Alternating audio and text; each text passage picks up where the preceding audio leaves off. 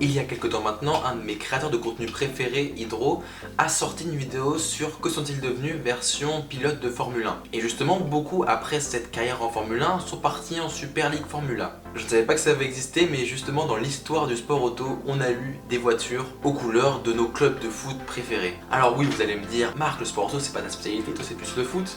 C'est vrai, mais il faut savoir que le sport auto est un petit peu ma deuxième passion aussi après le foot. Je suis tout ce qui est F1, F2, F3, moins tout ce qui est endurance, etc. Mais voilà, et je me suis dit que c'était peut-être une opportunité de réunir un petit peu ces deux passions dans une seule vidéo. C'est pour ça que dans cette dernière, je vais vous parler de la Super League Formula. Avant que cette dernière commence, n'hésitez pas à vous abonner, à liker, à partager cette vidéo si elle vous plaît. Merci à ceux qui le feront, je vous souhaite un bon visionnage. Il y a un nom qui revient, c'est Robin Webb. Vous savez, on dit souvent, oui, alors j'ai pas eu cette idée-là un matin en parlant d'un projet ou quoi. Bah lui, littéralement, si. Ah oui, le mec a quand même déclaré à motorsport.com que je me suis réveillé un matin et j'ai pensé, je vais le faire.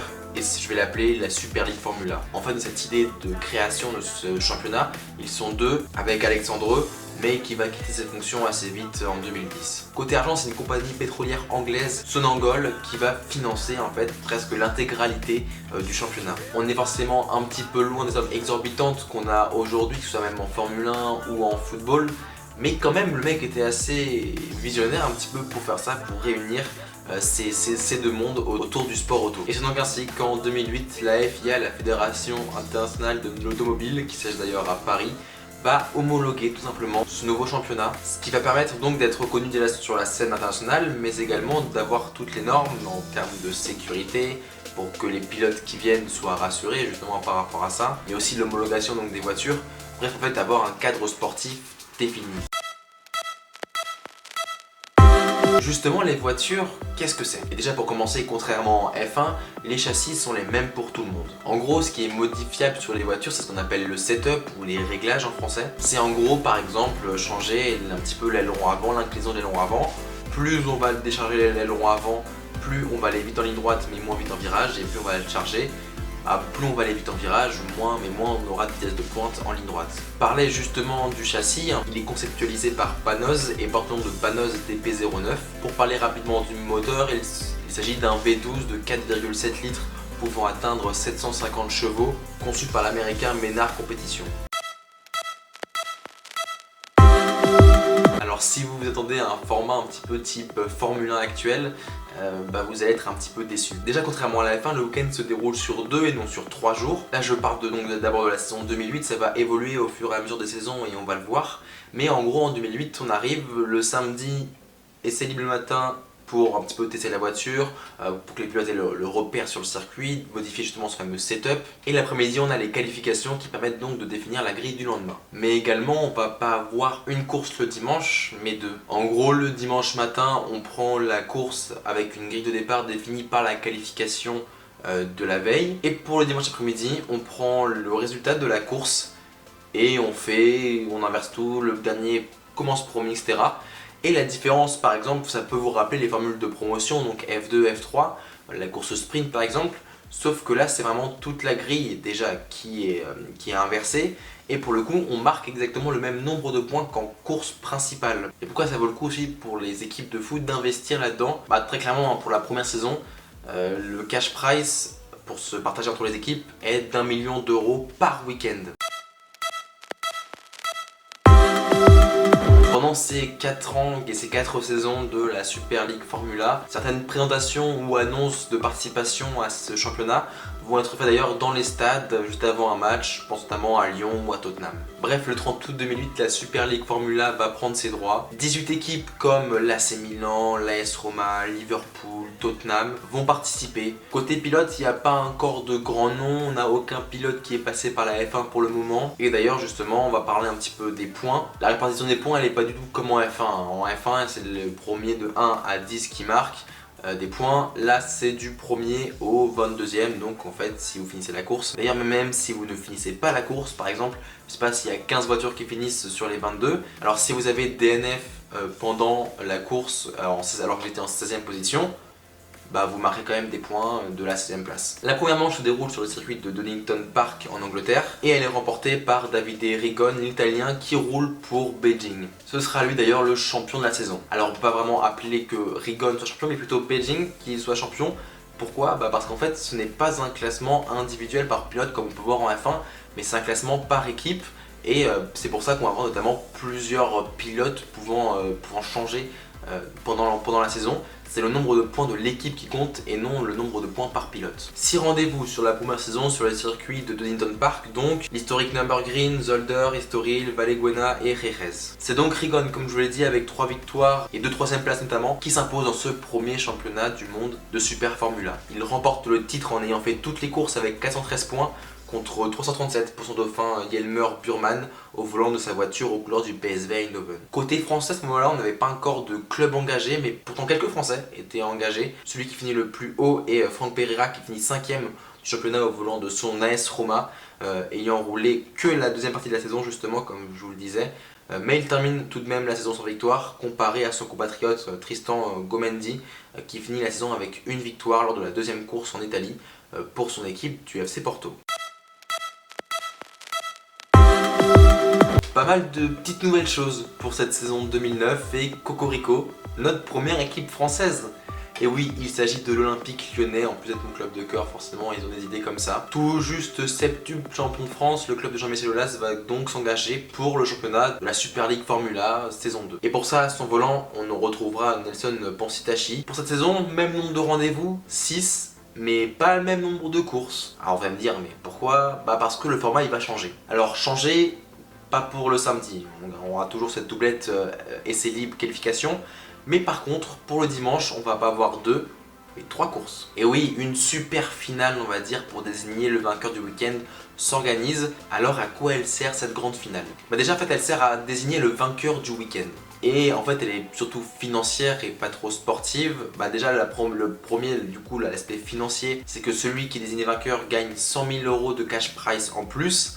Et pour vous dire à quel point c'est juste financier non sportif, tu marques aucun point même si tu gagnes la super finale, aucun point n'est distribué aux 6 meilleurs. Alors pourquoi les 6 meilleurs? En fait cette super finale elle va se composer des 3 équipes qui étaient sur le podium lors de la course 1 avec les 3 équipes qui étaient sur le podium lors de la course 2. Mais déjà ça fait un petit changement parce qu'on n'est plus déjà 1 million de cash prize à se distribuer par week-end, mais on tourne aux alentours de 300 000 €. Au total, 5 Français vont monter dans une des voitures de ces équipes aux couleurs de club de foot, dont un que vous connaissez sûrement, Sébastien Bourdet, passé par la Formule 1.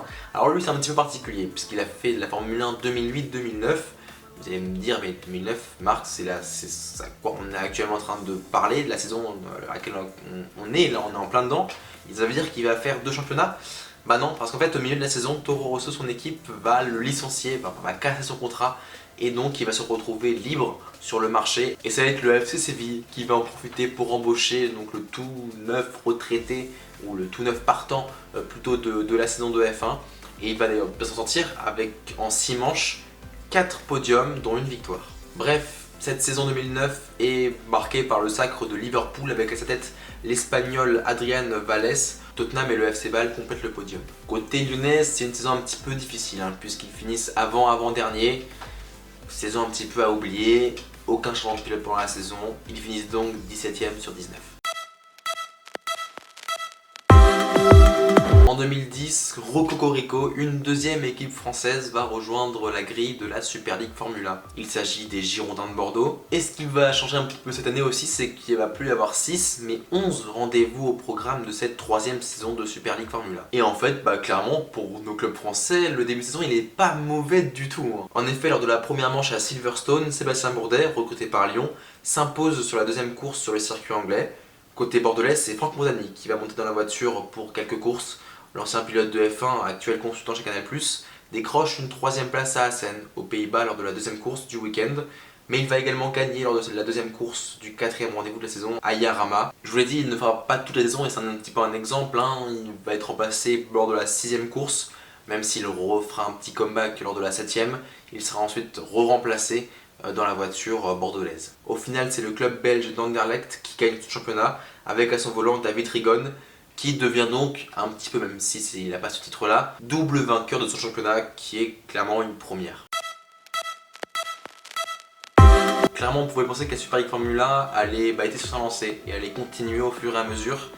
Mais ça s'est avéré plus compliqué que prévu et le début de la saison 2011 montre très vite les premiers problèmes de cette saison. La 4e saison 2011 donc de la Super League Formula n'a même pas encore commencé, qu'on commence vraiment à douter si ça va continuer et de l'existence. En fait à l'intersaison le sponsor phare Sonangol s'est désisté de cette Super League Formula. Donc il y a un petit peu pris de panique et puis en fait il y a un changement aussi et pas des moindres.